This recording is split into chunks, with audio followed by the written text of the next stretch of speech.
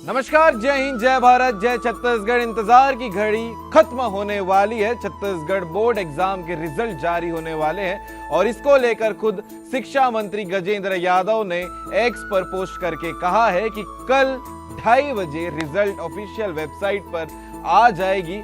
10वीं और 12वीं बोर्ड की आपको बताते हैं कि साल 10वीं और 12वीं दोनों बच्चों को मिलाकर लगभग 5,66,000 बच्चों ने ये परीक्षा दिया था और उसके साथ ही साथ अब जो परिणाम है वो बहुत जल्दी आने वाले हैं, यानी 24 घंटे से भी कम समय बचा हुआ है। कल 2:30 बजे ये परिणाम घोषित हो जाएंगे और आप रिजल्ट चेक कर सकते हैं result.cg.nic.in पर।